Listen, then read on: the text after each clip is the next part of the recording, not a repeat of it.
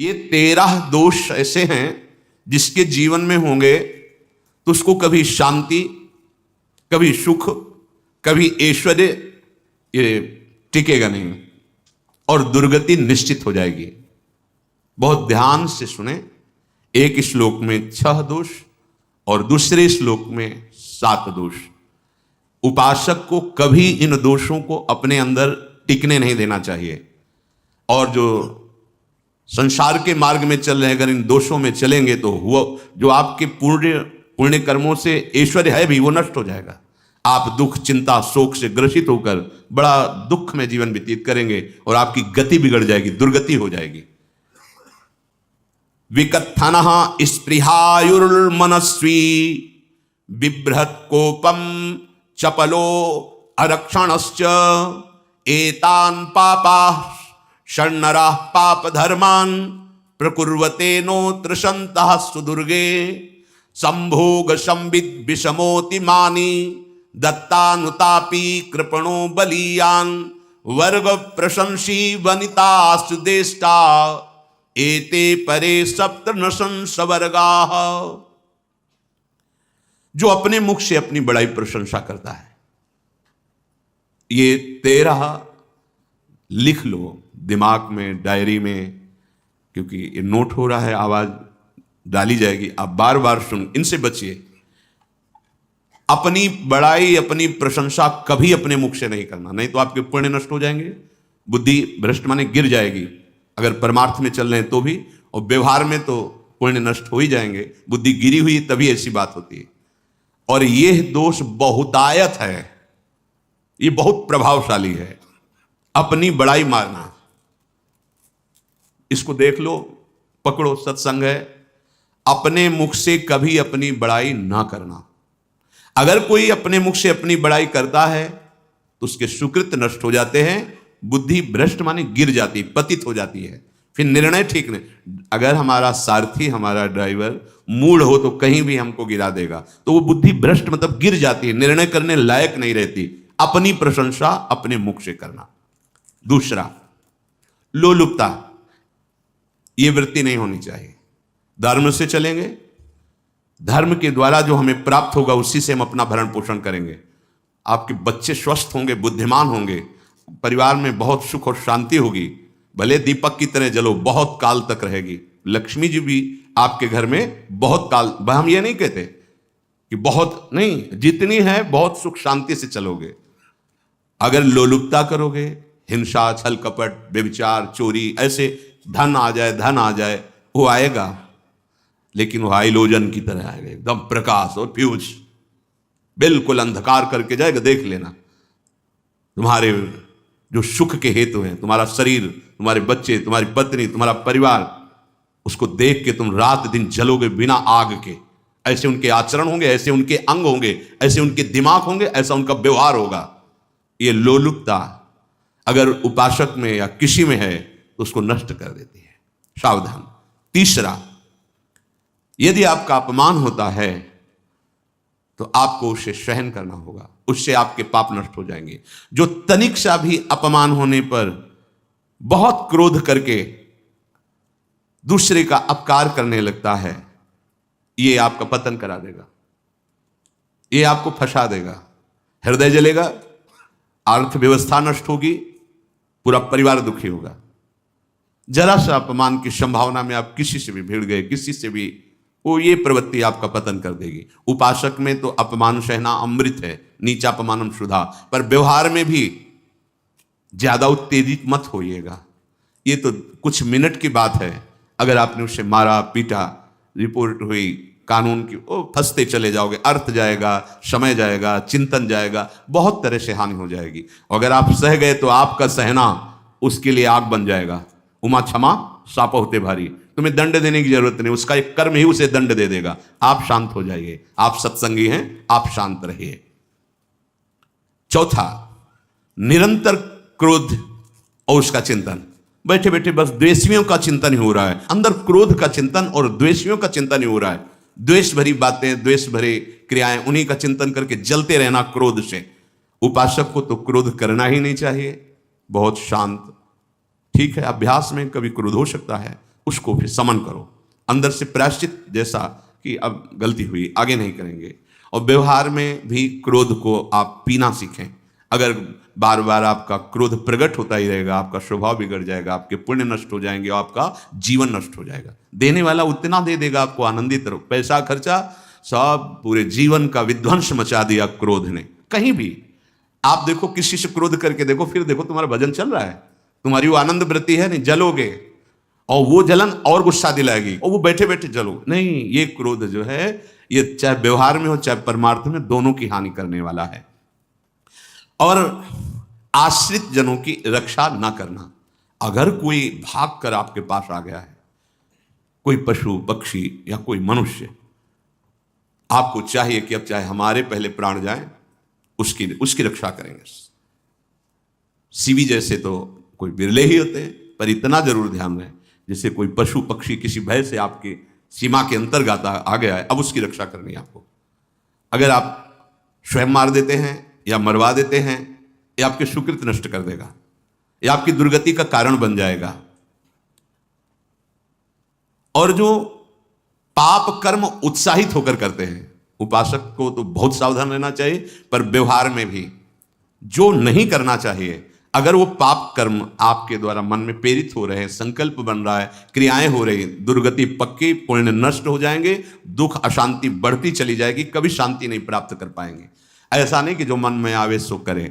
पापाचरण निडर और उत्साहित होकर करना, अगर ऐसे लक्षण है, निश्चित दुर्गति होती है। ये 6, अपनी बहुत बड़ाई करने वाला अपने मुख से, लोलुपता, तनिक से अपमान में सहन ना करने वाला, निरंतर क्रोधी और आश्रित जनों की रक्षा न करने वाला, और निडर हर्षित होकर पाप कर्म करने वाला। दूसरे श्लोक में 7 है, 6 7। 1, संभोग का ही चिंतन करना, संभोग में ही मन लगाना, संभोग दूसरी स्त्रियों के साथ करने की भावना रखना। संभोग पहला है, संभोग। रात दिन बैठे बैठे बस यही चिंतन करना, गंदी बातों का, गंदी बातें देखना, गंदी बातें सुनना, गंदी बातों का चिंतन करना। फिर अन्य माताओं बहनों के प्रति काम दृष्टि से देखना, कोई आ जा रही है तो दृष्टि से, काम भाव से देखना, भोग बुद्धि से देखना, निश्चित पुण्यनाश, दुर्गति। बड़े बड़े उदाहरण इतिहास में हैं, जिन्होंने ऐसा दृश्य नेत्रों से देखने की चेष्टा की, मन में संकल्प किया भोगने का, नष्ट हो गए, चाहे वो कितने बड़े प्रतापी हों। ये दुर्योधन कोई साधारण थोड़ी है, भगवान व्यासदेव जी के द्वारा ही तो लो, भगवान व्यासदेव जी ही इसकी उत्पत्ति का कारण है। आप देखो, इतने महान पुलस्त जी ही उत्पत्ति का कारण है रावण की। बस यही ऐसे दोष हैं जिनके कारण जीव नष्ट हो जाता है।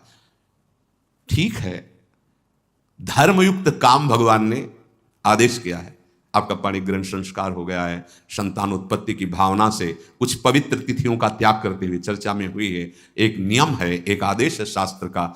आप बहुत काम प्रवृत्ति वाले हैं, तो प्रत्येक मास में जब माता बहनें पवित्र हो जाती मासिक धर्म से, तो जिनका पाणी ग्रहण आपने किया, जो पत्नी स्वरूप है, वो ठीक है। वहां भी बार बार के लिए व्यभिचार प्रवृत्ति के लिए शास्त्र आदेश नहीं करता, संयम पूर्वक, और उसका चिंतन नहीं करना।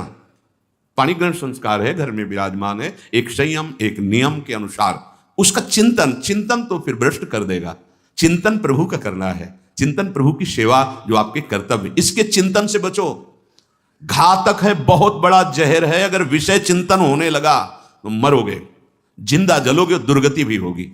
ये अंदर की जो आग है ना, कामाग्नि, ये इतनी बढ़ती चली जाएगी, तुम्हारे होश खराब हो जाएंगे कि मुझे क्या करना चाहिए, क्या नहीं करना चाहिए।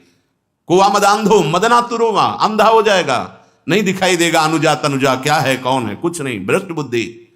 संभोग का चिंतन नहीं। धर्मयुक्त काम आदेश है शास्त्र में। यदि आप प्रवृत्ति मार्ग में हैं, तो अपनी पत्नी को जो पाणी ग्रहण स्वीकार किया है, वहां भी पवित्र तिथियों का त्याग करते हुए, एकादशी है, रामनवमी है, नव दुर्गा है, जन्माष्टमी है, राधाष्टमी, जो पवित्र तिथियों का त्याग करते हुए, और ऐसे जो मर्यादाएं हैं उसके अनुसार, और कहीं पराई स्त्री के साथ संभोग की बात, निश्चित दुर्गति पक्की है। ऐसे ही माताओं के लिए है, स्त्री शरीर के लिए है। यदि वो ऐसी गलत चेष्टा, तो पतिवंचक परपति रति करही, रौ नरक कल्पसत पर ही। ये भोग चिंतन से बचने की चेष्टा कीजिए, तो क्रिया से अपने आप बच जाएंगे। क्रिया के पहले चिंतन होता है, चिंतन से ही क्रिया का आवेश आता है। चिंतन संभालिए, इसी से भगवत प्राप्ति होती है, चिंतन से, और इसी से दुर्गति भी होती है। अनन्यस चिंतयन्तु माम, भगवान चिंतन करें, मेरा करो, कर्तव्य कर्म मेरे को समर्पित करो।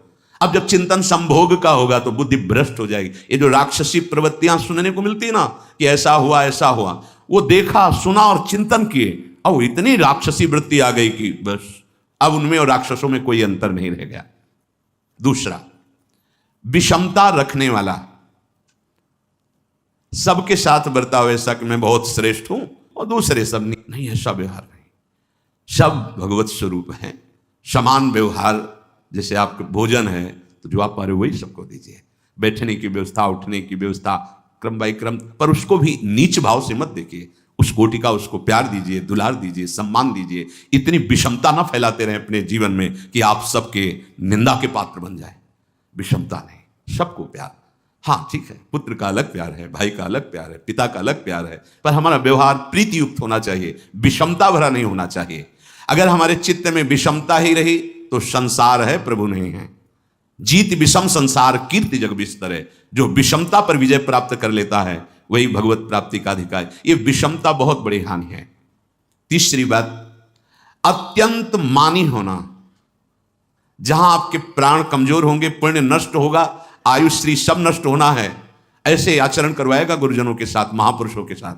ये बहुत नीच प्रवृत्ति है। अत्यंत मान प्रियता, मुझे सम्मान मिले, उत्तम प्रवृत्ति है। सबको मान देना, स्वयं अमानी रहना। चौथा, दान देने की बात कह के मुकर जाना या दान देकर पश्चाताप करना। दे दिया है, बहुत जल रहे हो, दूसरे से वार्ता कर रहे हो कि पता नहीं क्या यार बुद्धि में हो गया, हमने उसको इतना कहा था, उतना दे दिया, क्यों दे दिया, ऐसा ऐसा, मतलब अंदर चिंतन करना, क्यों दे दिया, तो दिया। इसके बाद जो आपका ये जलन हो रही, पश्चाताप, सुकृत नष्ट हो रहे हैं। दान देकर पश्चाताप करना या दान देने की बात कह के मुकर जाना। जैसे आपने कह दिया आपको इतना इतना ऐसा, अब आप मुकर गए, ब्याज सहित तुम्हें देना होगा, ये तुम्हारी दुर्गति का कारण बन जाएगा। ऐसे ही नहीं बोलना चाहिए, बहुत होश से। वाणी एक अमोल है, जो कोई बोले जान, ये तराजू तौल के तब मुख बाहर आन। पांचवा, अत्यंत कृपण होना। ना परिवार को सुखी कर पा रहा, ना अपने को सुखी कर पा रहा है। एक एक सिक्का बैंक में जो मर गया। धन की वास्तविक गति यही है कि अपने परिवार को खूब उसकी अनुकूलता प्रदान करो, उसमें से कुछ हिस्सा किसी ऐसे को जिससे तुम्हें बदले में कुछ लेने की भावना ना हो। कोई साधु महात्मा, गाय, पशु पक्षी, किसी भी जीव बीमार है शरीरधारी, उसके जिससे कुछ कभी लेने की भावना ना हो, एहसान की भावना ना हो। शो धन धन्य प्रथम गति जाकी, धन्य हो गया उसका धन। अब वो कृपण का धन किसी काम में, ना स्वसुख, ना परिवार के सुख, ना धर्म कार्यों में, व्यर्थ जीवन चला गया। उसी धन का चिंतन करना, उसी का संग्रह करना और उसी की रक्षा करते करते शरीर छोड़ देना, तो चिंतन बिगड़ गया। तो कह रहे हैं जो कृपणता है और अर्थ और काम की प्रशंसा, उसी की चर्चा, उसी का चिंतन, रुपया और भोग, उसी की चर्चा कर, जहां बैठे रुपया की चर्चा, भोग की चर्चा, जहां एकांत में बैठे उसी का चिंतन, कैसे रुपया बढ़े, कैसे भोग मिले। और अगर अवसर मिला तो रुपया अधर्म से आवे चाहे धर्म से, उसको इसकी कोई परवाह नहीं। भोग चाहे धर्म से हो चाहे अधर्म से, जिसका अर्थ और काम भोग ही चिंतन है वो धर्म नहीं। जिसका धर्म चिंतन का विषय है तो अर्थ और काम भी ऐसा होगा जो मोक्ष प्रदान करने वाला हो। धर्म, अर्थ, काम, मोक्ष। और जो बालक, स्त्री, पागल, असहाय, जो इनकी रक्षा न करके इनकी हानि करता है, दुर्गति निश्चित है। माना आपकी पत्नी है, उसका स्वभाव बिगड़ा हुआ है, क्रोधी है, कटु वचन बोल, लेकिन आपके ही प्रारब्ध के लिए, माना आपका पति ऐसा स्वभाव वाला, पर आपके ही प्रारब्ध से तो संयोग बना है आकर, अब इसका निर्वाह कर ले जाओ तो पवित्र हो जाओगे दोनों। और अगर झगड़ा और लड़ाई और मारपीट और कहीं हिंसादि के रूप में उतर गए तो फिर और करनी बिगड़ गई। बालक है, आप उसको ज्ञान नहीं कि आप पवित्र है, कि आप पवित्र है, उसको ज्ञान नहीं कि आप उसके साथ व्यवहार अच्छा कर रहे हैं कि बुरा कर रहे हैं। रक्षा करनी है आपको, शोषण नहीं करना। कह रहे हैं स्त्री, बालक और पागल, जैसे विक्षिप्त है, पागल है, आपको रक्षा करनी है।